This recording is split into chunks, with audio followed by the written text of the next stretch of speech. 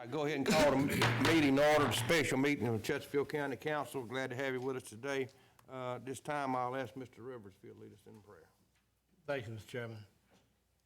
At this time, would you pray with me, please? Lord, we thank you for this opportunity we have together today. Thank you for the many blessings you have so graciously bestowed upon us. Thank you for each council member that's here today.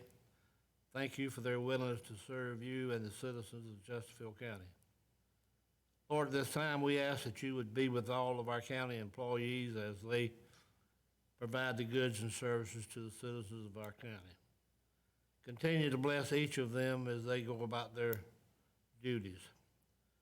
Lord, thank you for this councilman that's here today and those that are not here with us today. Thank you for their willingness to serve you and the citizens of Chesterfield County. Be with us as we discuss the business before us this day, and we ask that everything that we say and do will be pleasing and acceptable in your sight. At this time, we ask that you forgive us of our shortcomings. We know we fall short of what you expect of us. Thank you for this special season we just gone through. Thank you for the birth of our Christ child, that you sent him that we might have everlasting life. Lord, at this time we ask that you go with us to the remainder of this day and forgive us of our shortcomings. These things we ask in your precious name. Amen. Amen. Thank you, Mr. Rivers. We'll move down to adoption of the agenda. Everybody's got it in front of them. Do I have a motion to adopt the agenda? Motion by Burns, second by Smallwood. Any discussion? Hearing none, all in favor signify by saying aye. Aye. So moved. We'll move down to item 4A, Standing Rules Amendment, Election Procedure for the Chair and the Vice Chair. Mr. Ruffner. Yes, sir. Thank you, Mr. Chairman. Enclosed in your packet was a proposed amendment to your agenda that clarifies an election procedure for the chair and the vice chair. It's identical for the chair and the vice chair. It was brought to my attention that we really had no procedure in place if there were multiple nominees. I've been here for a while, and I don't know that we've ever had a situation where there were multiple nominees, and not saying that there will or won't be come the first of the year, but Mr. Butler felt, and I certainly agree with him after looking at this and looking at our canons rules of order, that we do need a procedure in place to cover that. And I'll be glad to go into as much detail as you like, but you've really got three scenarios. One is the scenario that we have had, which is essentially a election by acclamation, where there's only one nominee. The council votes to elect that nominee to the office of chair or vice chair. The second scenario would be you have two candidates, and in that case, the one receiving the majority vote of council present would be the nominee, and then you've got a scenario with three or more candidates. In that scenario, you have a vote. The two top vote getters would then go on to the next election, and they would be voted on, and the one receiving majority vote of council present would be elected.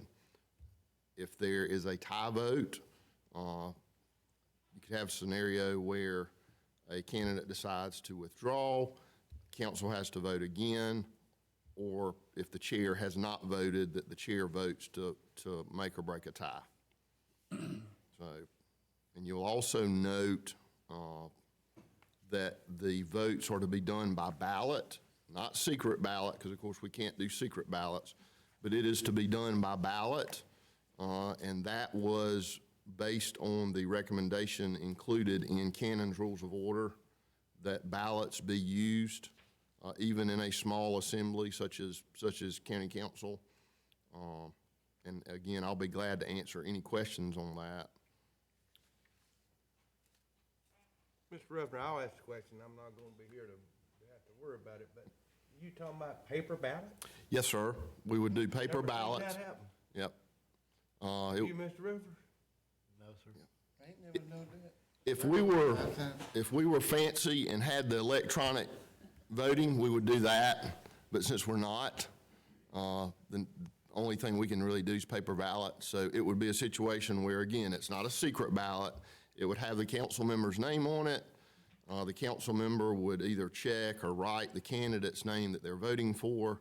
Those would then be handed in. The votes would then be published and counted. Those ballots would then be made a part of the minutes. So that's the reason for that.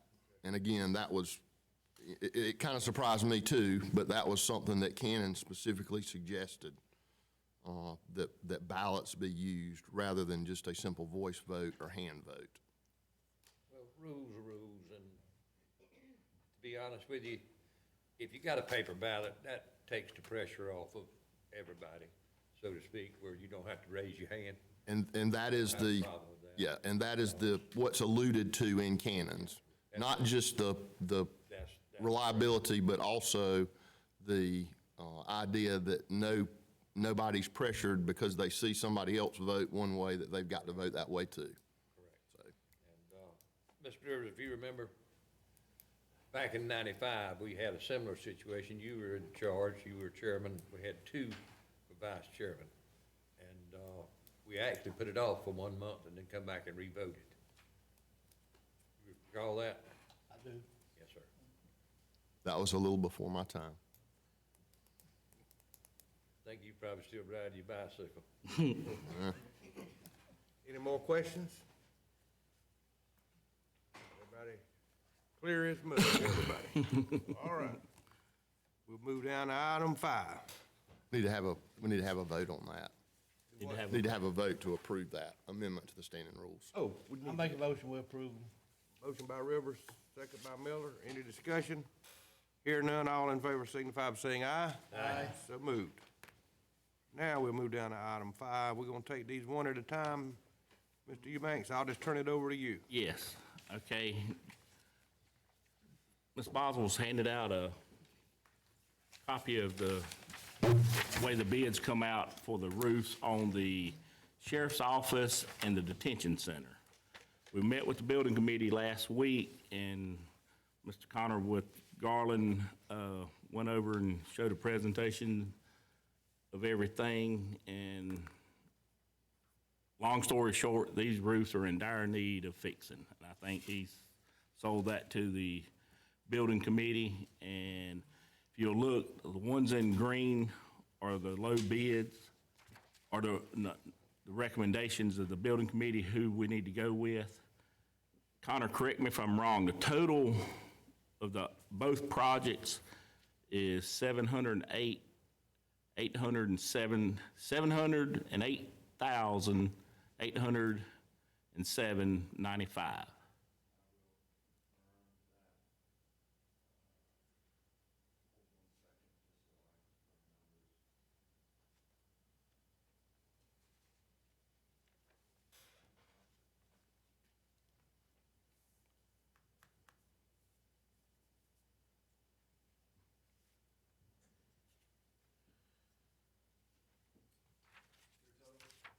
$708,807.95. And that's a total to do both projects, and unless the building committee says difference, I think this is a recommendation of the building committee to proceed to use the ARP money to cover the cost of these two projects. Yep, and also, I believe Mr. Connor informed us one thing that affects this, that he's predicting after the first of the year, these costs could go up 20% or better? Is that what you told us?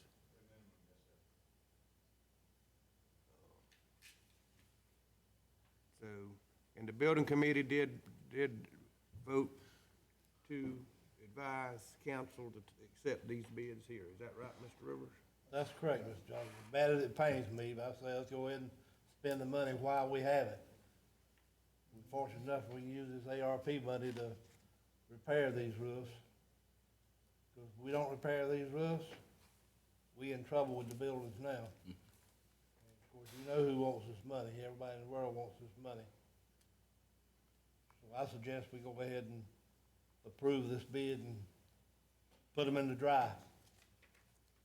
And one other thing, there's two different companies. One company got the bid for the sheriff's department, and another company got it for the detention center. That's correct, right, Connor? And Right, both of them are been highly recommended by Garland. our building codes man. Right, Mr. Uten? Okay, with that being said, do I have them, do we need to single them out? Yes, I think this way they separated, do the sheriff's Let's do department. the sheriff's building first. Let me ask the question. So move, Mr. Chairman. Ms. Hold Burns on. has got a question. Let me go ahead and get this motion.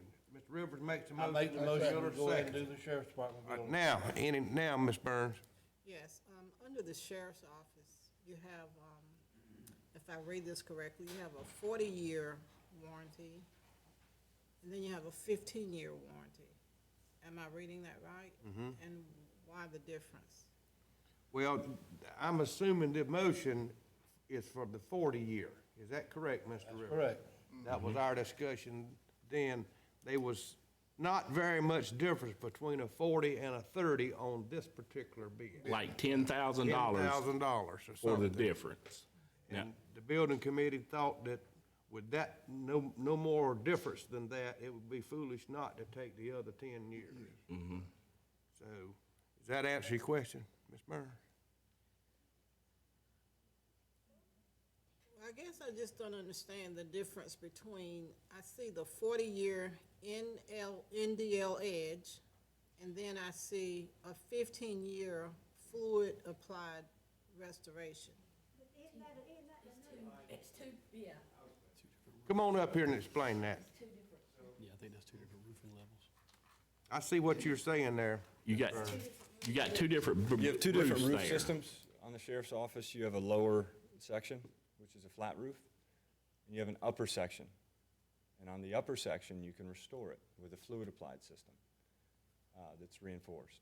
So a fluid-applied system is your 15-year warranty. The flat roof is one that is completely removed down to the deck. So you have a difference between a new flat roof and a restored fluid-applied system. So that's why, that's the difference. If we redid the entire roof and did not do a flat roof there, and tore everything up, then you're looking at the same cost per square foot as a 40-year system. So it's advantageous for the county to restore versus replace on that. Any more questions? Hearing none, I have a motion and a second. All in favor of accepting this bid, signify by saying aye. Aye. Any opposed? No opposed. Motion carries. Now, we'll move down to B, which is the detention center. I'm assuming Mr. Rivers will make that, or you want to do it, Mr. Miller? I do. Mr. Miller will make that motion. Mr. Rivers, you want a second? I second. Have a motion and a second. Any discussion? Now, I will say this is a 30-year warranty, but it was almost over $100,000 difference And in those other 10 years, and the committee felt like it just wasn't worth that. And there was some talk about in the future, there may be, need to probably look at building a new jail down the road. So, and also with that, you also have a roof over there that's a shingle roof too. So this is actually two different roofs, just like the first one was too. okay. Any discussion? Have a motion and a second. All in favor signify by saying aye. Aye. So moved. Okay, thank you for that. One more quick question. Yes, Now, sir, these- Mr. Curtis. The warranty had, and we've got those nailed down, but as far as being licensed and bonded and all that, those companies will come back and take care of any issues that we may have, not like we did at the, I don't want to repeat the mistakes we made on the courthouse. They are, Absolutely, but that is his job. Am I Correct. right? that's correct. We're gonna be looking at him. We're gonna hold you I to handle it. sole responsibility for everything. Our bonds, our licenses cover well beyond the extent of that. So I am the point person for everything, just like I was. Where do you live? We got his address and everything. I'll give it to you. I'll give it to you. Okay? Thank you so much. Thank you, Connor. Move down to item 6A, comprehensive plan. Ms. Anderson. Since our last meeting, there's a meeting in Pageland. It was brought to our attention that really, I don't know that Joseph and Lindsay had a lot of opportunity to meet with the entire group, the Pageland Town Council and mayor. And so a group of us got together. Mr. Rivers was there, Mr. Eubanks, Ms. Lear, Joseph, Lindsay, and leadership, and just talked about, had Joseph and Lindsay tell them, you know, these are the opportunities that will be missed if you guys are not a part of the plan. And we just were trying to get everybody back at the same table for unification.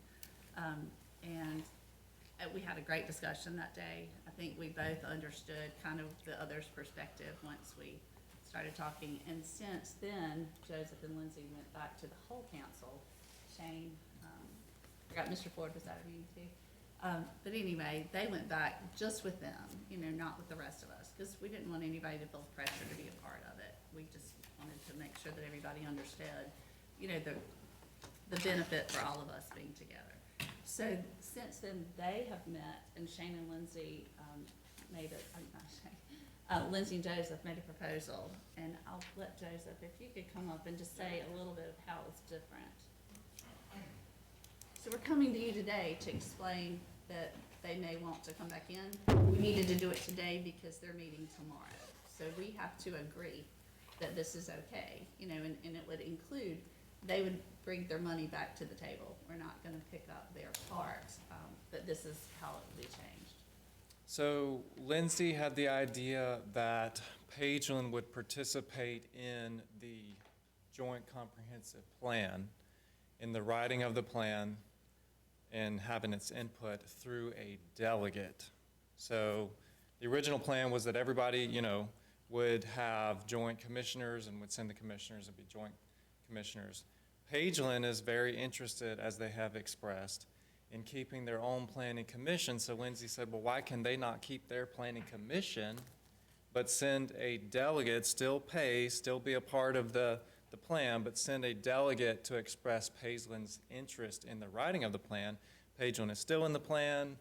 It is a joint plan. Everyone's in it. And so as far as the data, the elements, everything that's required by state law, Pageland will have everything that it needs. Everybody else will have everything that everybody needs. And then Pageland adopts that plan as its own and does not continue to participate in the joint commission after the adoption, after the writing of the joint comprehensive plan. So Pageland, we shared that with them, I think it was last Monday night.